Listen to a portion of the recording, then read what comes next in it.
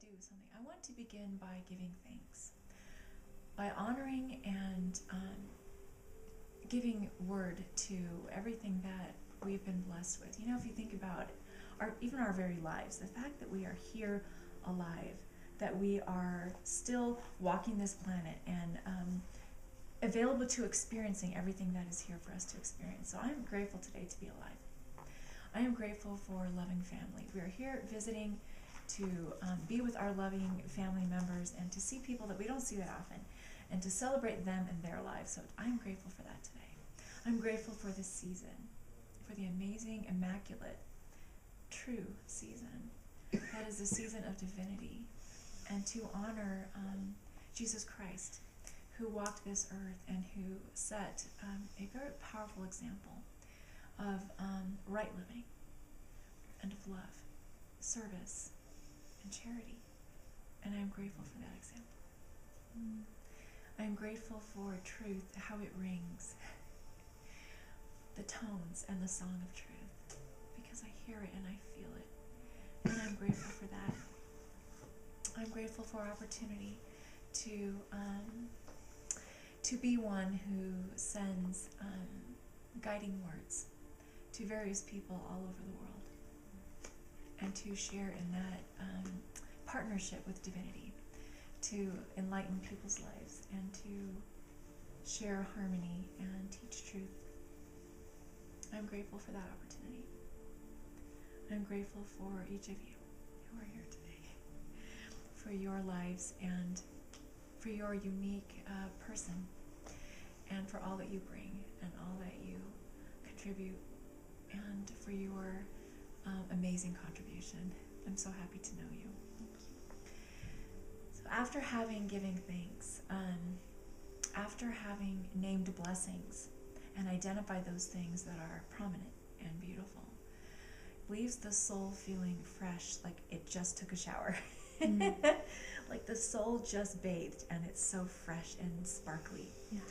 And so that is the perfect gateway into learning pure precepts and divine engagements. And so today I would like to talk about love. And I don't even know what exactly I'm going to be talking about until it just arrives. And so today it's love. Talking about love. Talking about the occasions in our lives where love presents itself. Talking about the many different variations of love that we have, like sisterly love, motherly love, childlike love, friendship love, romantic love, loving a stranger, loving an embodiment such as a movie or a piece of music or a flower or a color. I love the color blue, I love the color red. Just love and all of its different variations, and the grace of love, that it has the power to heal. So recently, about a week ago, I was woken up by Spirit, and I was told this message. In your mentorings and in your teachings, the most important thing that you give somebody is love.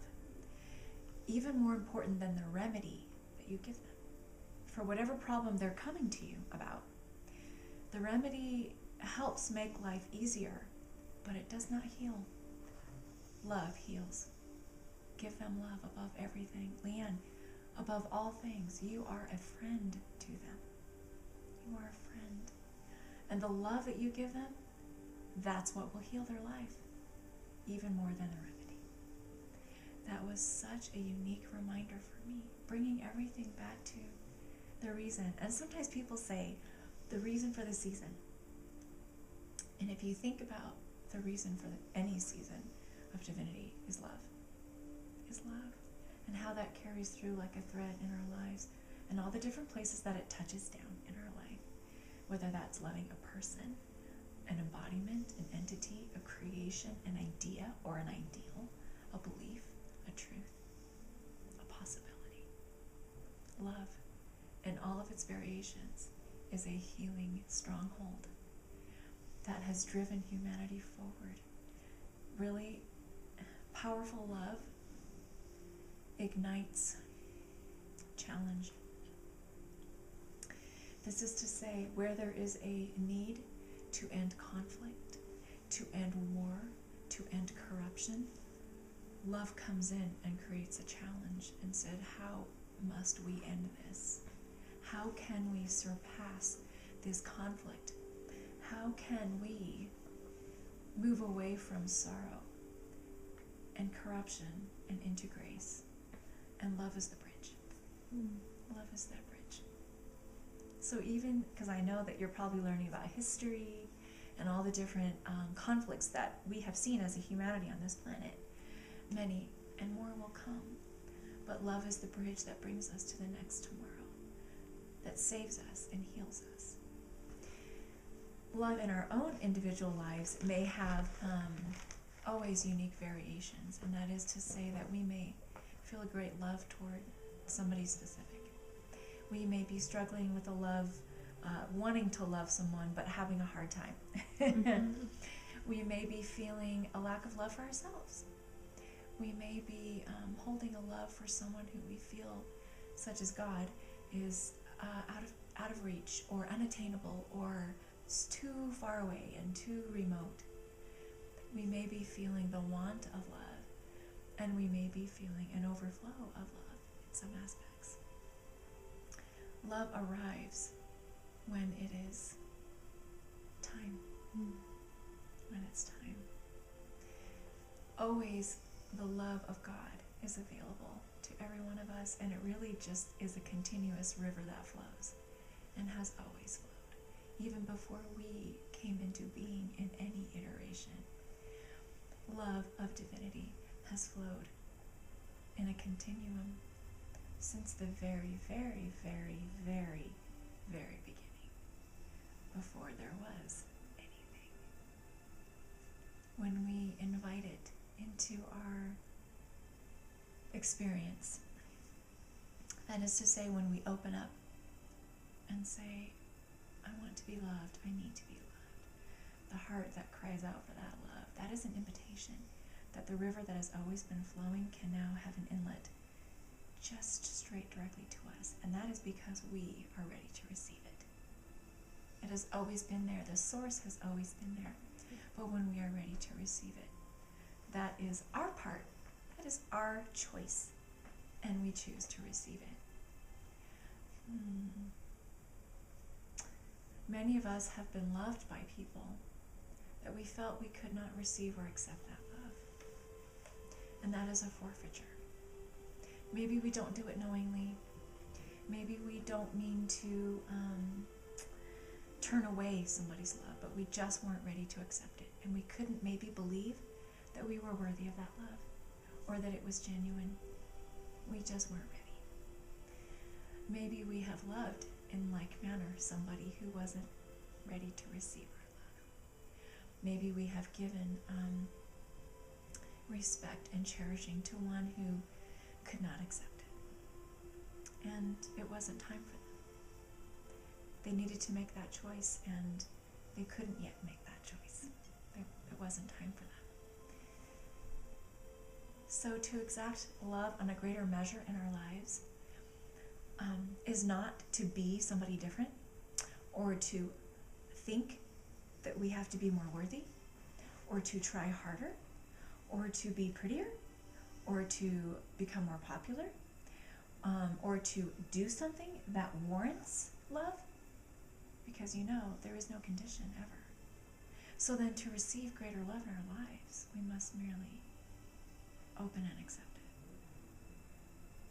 And sometimes, believe it or not, that is harder than giving it. Harder than giving it. I want to use an example. Christmas right now. Some people are really great gift givers, but they have a hard time receiving gifts. Maybe they're just that person that's really hard to buy for because they're picky, or they just feel awkward in receiving a gift. But to give a gift is so easy for them, and they just love doing it. Well, in like manner, love is the same way. Sometimes it's really easy to give it, and sometimes, from some people, it's just difficult to receive it. And to fully take it in, I don't mean to merely say thank you for loving me or I love you too. I mean really, really, really, really bring it in. Really feel that love that they are sending you. Feel it on the soul level. Feel it in the body. Feel it in the heart. Fully accept it and embrace it in your mind. That love is real. They really do love me. I once had a loving individual say to me, "LeeAnn, I love you."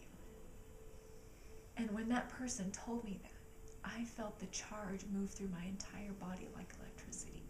And I knew in that moment, in that fraction of a second, that was truth. I felt it in my entire being. When we are fully open and we are in total abandonment, do you even think what that means? When we do away with everything that blocks us, everything, all the barriers, all the walls, all the fences, everything that stands in the way of us and love. When we just do away with all those things and we put down our guard, as it were, and completely lay ourselves bare, lay ourselves open to be loved, this dream will find us. It is attuned to know us, and it will come in, and we will feel it, and we will be changed, because only the power of love can heal. Only the power of love can heal. And to love somebody and to be loved is a continuous circle. That is a continuous circle. Eternity, eternity, eternity. I love and am loved. I am love. I am love. That is an attunement or a vibration. Not just I love like a verb, but I am love. That is an embodiment. And just those 3 words as an intuitive listening, repeated daily, maybe like an affirmation or a mantra or a reminder. I am love. To hold that in the body, to hold that in the space. To be a conductor, so that you are love and love flows through you. And it is the lens through which you see other people and every situation. It becomes the lens through which you see everything. And everything looks a little differently through that lens. It also becomes the gateway through which everything comes to you. That is to say this, something that is loving and joyful and contributing that comes to you, you receive it. Something that is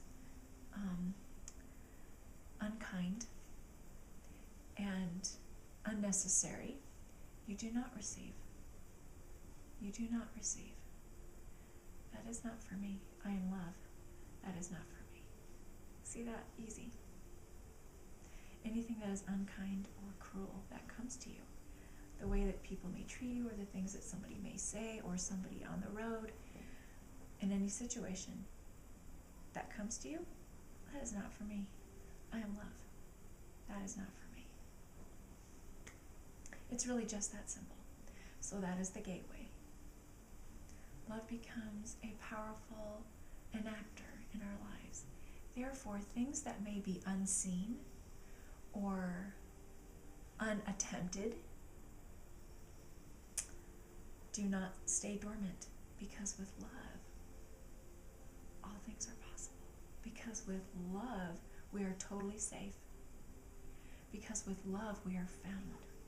And so those things that may be, those bright divine opportunities that are everywhere on this planet, that may go unseen if you're not in a state of love, become vivid and available. And so we try new things, and we meet new people, and we challenge ourselves to more and greater things, because with love we are safe and we are found. Love is the way that God finds us. People that do not love themselves have a really hard time accepting God's love. Love is the way that God finds us. So when we say the words, I am love, God finds us, and we receive his love because he wants to give it, and it flows continually. Love is the way we are found by all true divinity, and all the messages that are to be heard can be received by love. That is to say, love for the embodiment of heaven's doors, love for the embodiment of a giving God, love for the embodiment of the human walk and our time here on this planet, love for the service that God gives us and the service we are to each other, love for the minute possibility that there may be more than what we are seeing, love for the great opening that there is an entire counsel, an infinite wisdom that we can have access to. Love brings it through. Believe in love. Try love. Heal by love. Say love. Love. Want for love. Accept, receive love. Accept and receive love. Be love. Share, serve, and give love. Even in small ways. Even in small ways. Oftentimes, in our lives, we feel really small. This is so common. I just want you to know. People feel really small. They feel like they're struggling. They feel insignificant. They feel tired. They often feel picked on. They feel weak. They feel unpopular. They feel unimportant. They feel like they are missing something. This is very, very all too common among people. And I meet with people a lot who feel this way. They feel about this big. And so I want to share with you what I share with them. First of all, you do not need to, it is not necessary to forgive yourself for things that you have done wrong. But this, to first go by understanding. Understand you are in a new experience. In a new experience. You are a beginner. We all are. That is to say, we've not done this before. This is our first time trying it.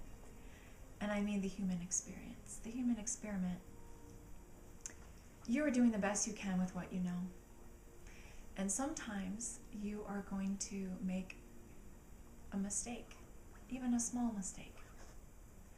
And you are sometimes going to want to attack yourself and say, oh, I can't believe I did that. What was I thinking? Oh my gosh. Duh, I'm such a loser. But don't say that. Because you are trying, you are exploring, you are a beginner, and we all are. And this is new for you. And it's new for all of us. You are going to watch the choices that you make. And you are going to see what choices make you happy and what choices make you unhappy. And that's the scale. And you're just going to look at those two choices. And you're going to say, this makes me feel big and right and peaceful. And this choice makes me feel really small and unaccepted and weak. And the choices that make you happy, you're going to do more of those. And the choices that make you feel weak and small and miserable, you're going to do less of those. And that's the scale. And so to identify that in our humanity, and rather than feeling small, to realize we are very, very, very, very large. We are divine, acting small. Very, very, very large and divine, acting small. In a place called Earth, in a home called humanity, in a realm called the body, in a plan called Earth life, family, friends, work, play, discovery, education, experience. And it's all the same for everyone. And you are not small in that place. And you are not weak in that body. That we're all here as beginners on this Earth planet. And we are all trying and exploring and discovering. All of us equally are. We are. And so, understanding, to understand that, rather than to attack ourselves or attack other people, or view other people through that harsh viewpoint that says, oh, they're making so many mistakes and they're wrong and why are they doing that? But just to observe, really observe choices that are being made and to measure the choices but not the people. Measure the choices and not the people. We can see very plainly right now in Earth's history there are choices being made that are of destruction and very hurtful, and we label them crime, and we see the devastation that they have made on other people. And in the world today, we also feel banded together when things like that happen to us, that we feel we have to, or we like to unite and resolve, come to resolve, and to make better ways to avoid those devastations, and to make better plans that does not put us in ways of destruction. And we like to say that we forgive, but the heart knows to understand. And so in this teaching, we learn of understanding. We learn of understanding. Sometimes people will say, I could never understand that. I just don't understand it. It's unforgivable. But we can understand. We can understand everything, every choice we can. We can be made to peek into the soul of they who are perpetrating acts of destruction. We can also be allowed to peek into the souls of those who perpetrate great peace and love and service on this planet. We can have an eye to witness what it is that drives them to do what they do. And in doing so, we do come to understand why it is, because there is always a reason. I want you to know something, that much of the crime that we see in the world, and the hurt and the anger, comes from a place of pain. People who feel pain act out in ways of anger and hatred. They come from a place of pain and sorrow. We do not accept the devastation. We do not accept the destruction. We do not. Because what did I say a few moments ago? We say, I am love. And therefore, when something comes to us that is destructive or hateful, we say, that is not mine. I'm not receiving it because I am love. And so it does not enter in. It does not enter in. We as a humanity then can observe those acts that are derived from pain. But we do not have to accept them. We do not. What we do is bring love in more fully, and heal and understand that humans make choices, and choices are what destroys. Humans make choices, and choices are what destroys. But humans are not bad. Humans are full of light. Humans are God's children, born of light. Humans are in a conduction, an earth experience, to try new things, to see how we do all collectively on a planet where we don't really know each other. And we're meeting new people all the time, and having new experiences all the time, and trying new things all the time, coming to know ourselves, coming to know each other. Humans are not bad. Humans can make choices. Sometimes those choices are destructive. Humans are full of light. We are not wrong. We are each other's keeper. We are each other's brother. We are each other's mother. We are each other's friend. It is not wrong to sorrow or lament after the destructive choices of somebody. It is not wrong to lament those. It is not wrong. Let your sorrow flow. Let your sorrow flow. Understanding the great pain that must have caused that person to act the way they did. Understanding that there are still people who live on this planet who feel absolutely and utterly alone and without a home. And I don't mean without a house. I mean without a home. And that is a terrible, terrible, lonely, sad, painful place to be. So we can look and understand that, and we can sorrow over the pain that must have caused those terrible things, and the people who were the recipients of those destructive acts. And we can miss them, and we can lament for their loss. We can.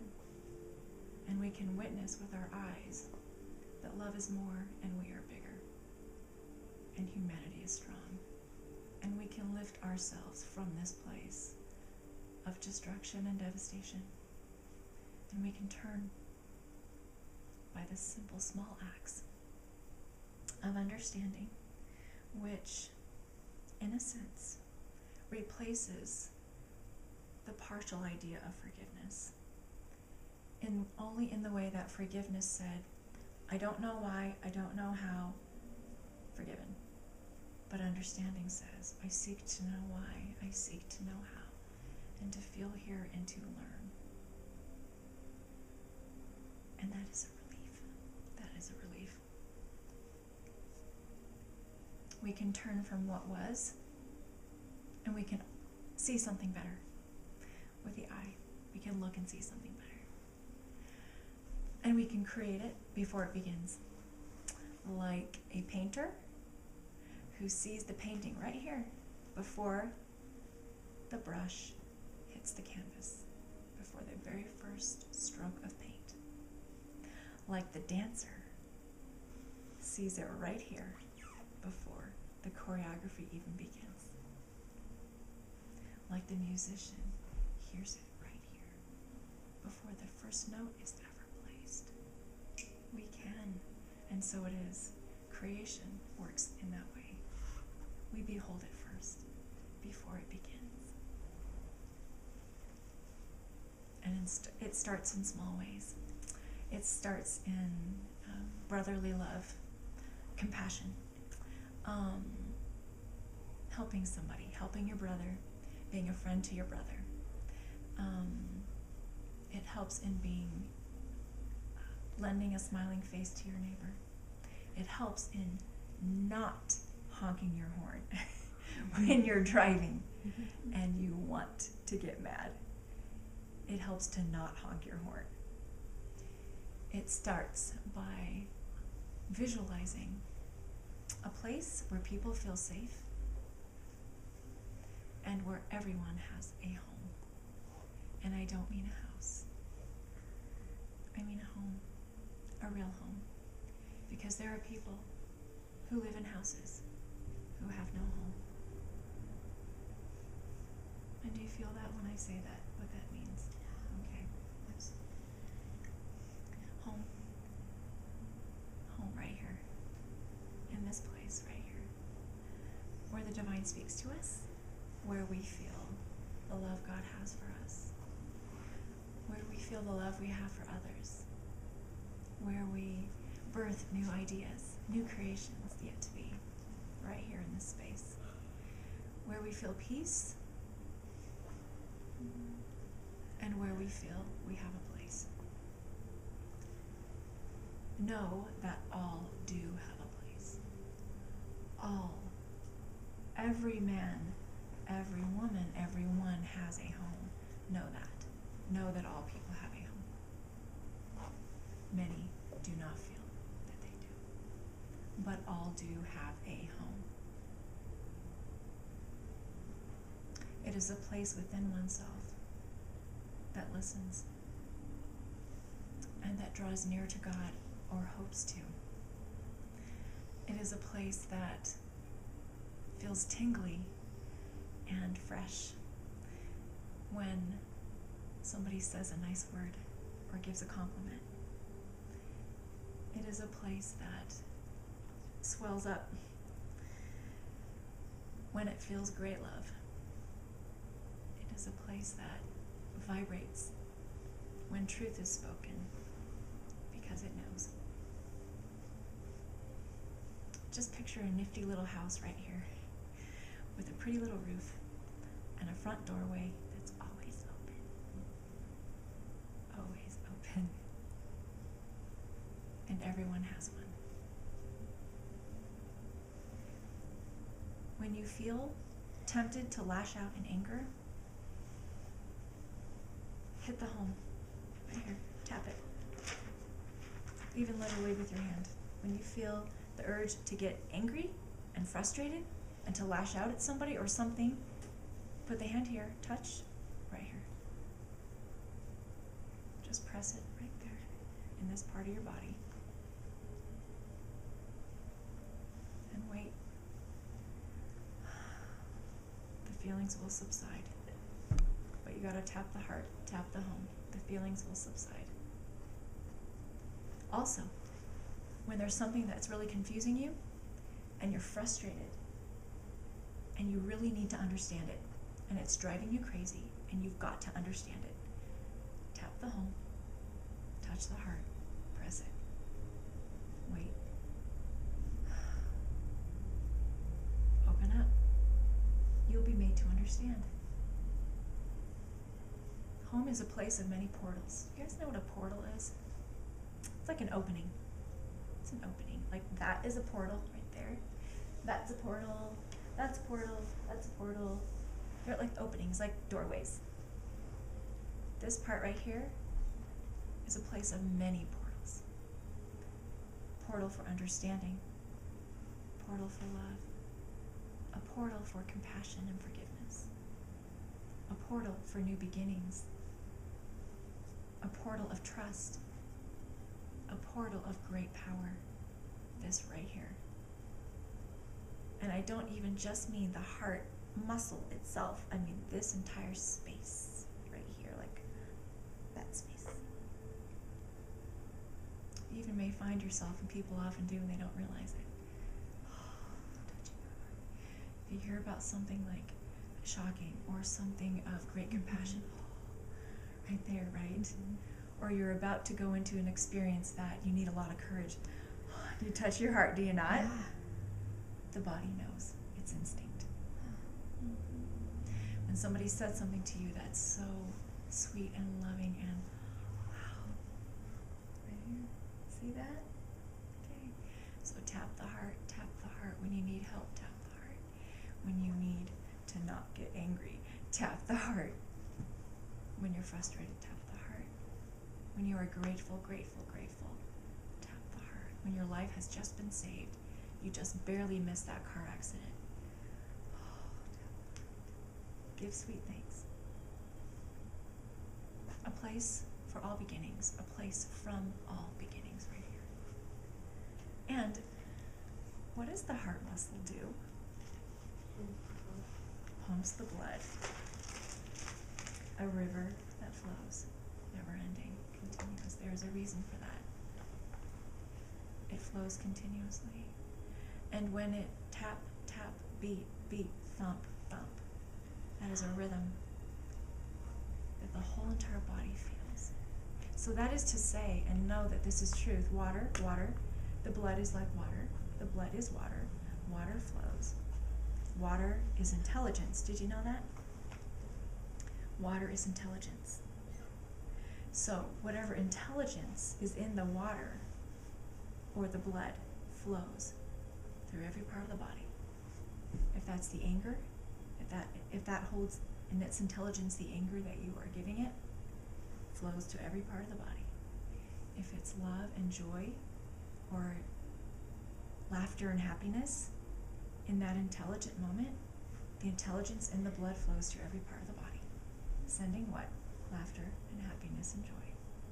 So does it speak to every part of the body, like wisdom. It's a messenger. We know this. Blood is a messenger. Do we know it's intelligent? We do now. Give it what it needs to send light and hope to the body.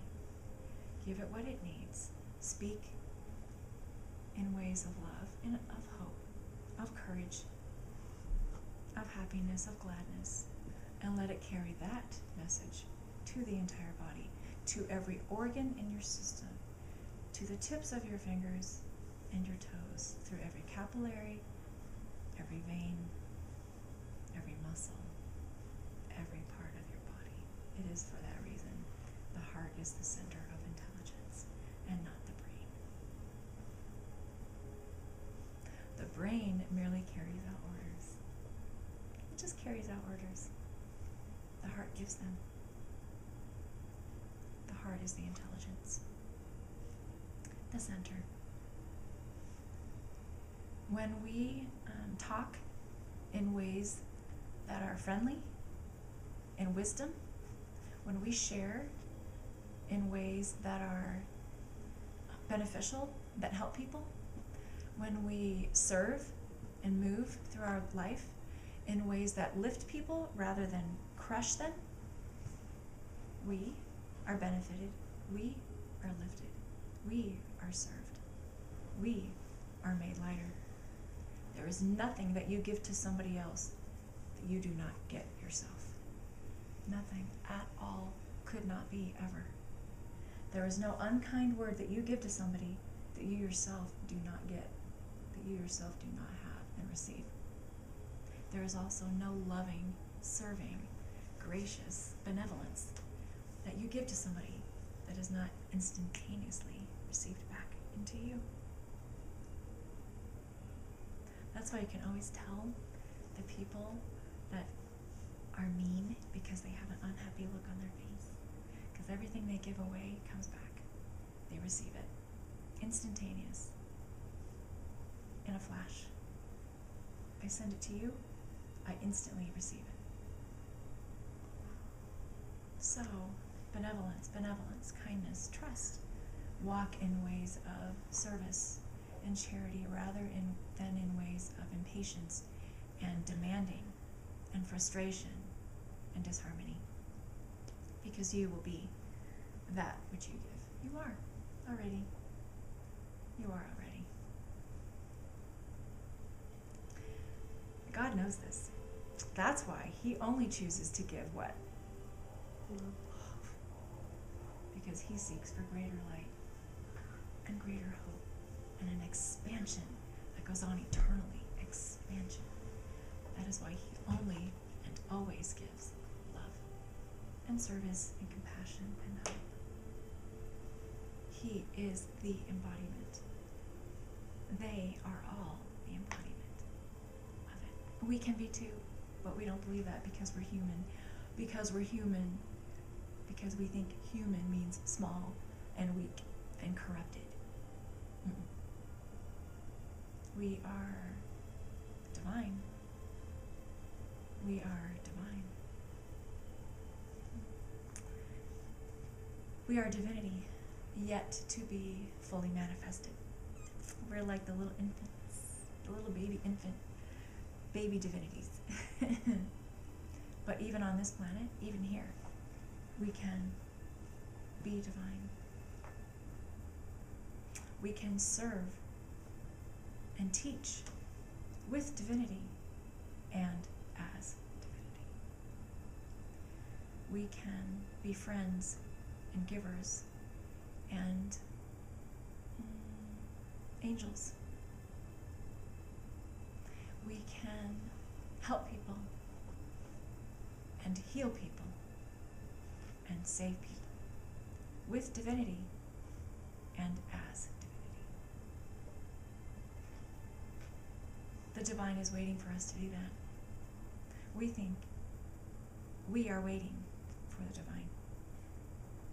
The divine is waiting for us. The divine knocks all the time on this home. Hello. Can I send in the wisdom? Can I send in the love? Hello. I have it here. It's all wrapped neat and pretty like that package back there. Would you receive it? Would you let it in? And the more we say, oh, yes. What would you have me know? What would you have me say? Where should I go today? Then that allows all those wonderful emanations to come. And really quickly, even a small percentage of the Earth population doing that lifts the entire sum of humanity. A small population is all that's needed. Less than 1%. Did you know that? I didn't either until just now. Even less than the standard critical mass, which is 10%. The divine says less than 1%, and why is that? Because love is infinitely more powerful than is hate. Because love and light is infinitely more grounded on this planet and more resonant on this planet and in us than is darkness and hate. So less than 1% of the people holding love here in a home they already have from a source that already gives in a place that's already attuned to it. How easy can it be? How much more light could be given to this world if we just merely have what we already have? Small ways, remember, small ways. Not to say we are small beings, because we are not. Just small ways. That's all it takes. That's all it needs. That's all it needs. Because there's something called reverberation. Have you heard that? It's like an echo. Yeah. A reverberation's like an echo. Light is, in fact, sound. And every time light expands, it reverberates the same way that sound does. Okay? So when you do something nice for somebody, it actually reverberates. And the sound goes through the entire humanity. Everyone hears it. It's heard everywhere. Everyone hears it. So small things can make a big impact. Small ways can grow strong. One little sound can make a huge echo. And it amplifies as it goes. Did you know that? It's like, it starts off small and then it gets bigger like that. Did you know that? That's what it does. Small sound grows like that. The sound doesn't go like this. It goes like that. It gets bigger. Even the smallest, tiniest thing. So don't count those little maneuvers or gestures of kindness as insignificant. Do not mistakenly do that, because you would be wrong. That's an error. Those small things are loud and large. They are just more frequent. That's all that's needed, more frequent. And again, holding back on the anger and the frustrations, just tapping here so that it can diminish. When you witness something that somebody does that is unkind, don't talk about it. Don't go and share it. Don't go complain about it. Don't hold that. Because I know we like to do it. That's why I don't watch the news anymore. So when you witness something that is unkind and cruel, do not talk about it. Move on. Move on. Because if you talk about it, it only makes it reverb louder. Just, it was a mistake. Leave it alone. Leave it alone. Leave it alone. Now, when you see something, when you witness something that somebody does that's really cool, that's really nice for somebody else, go and talk about that. Mm. Tell as many people as you can. Replay it over and over again in your mind. Even to this day, I can see the image perfectly. I was 20 years old. I had a brand new baby, and I was driving my baby home, and she was in her baby car seat in the passenger. And I was stopped at a red light, and I was singing to her. I was singing to her. And I glance up, and I notice the man in the car next to me. And he was smiling, watching me sing to my baby. I didn't do anything for him. I just did something for my baby. But he saw it. He witnessed. And it made him expand. That was 25 years ago. Those small gestures of kindness that you witness, the little things that people do, or even maybe something that you did or will do for someone that's just a little nice thing that makes a difference. Go and talk about it, please. Share it. Write it down. That is power. Words are power specific. Let it be heard. Let it be sound. Let that reverberate. Let that expand. And watch it grow, because it will reach the hearts and the bodies of those who you don't even know, who you may never meet. And it will lift them, and expansion will happen. And thus are we all expanded. Again, I'm coming back around. Small ways. Small ways. Grow large. Small impacts have great sound.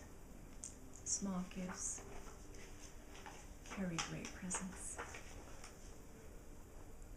And so for Christmas, I want to leave with you a hope. Not a wish, because a wish, you just blow out the candle and the flame is gone. But I want to leave with you a hope that is sound, that everything you hear that makes you feel good, you will repeat. That everything that sounds in your ear that makes you tingle or tickle or laugh or rejoice, you will share it. That will be the gift.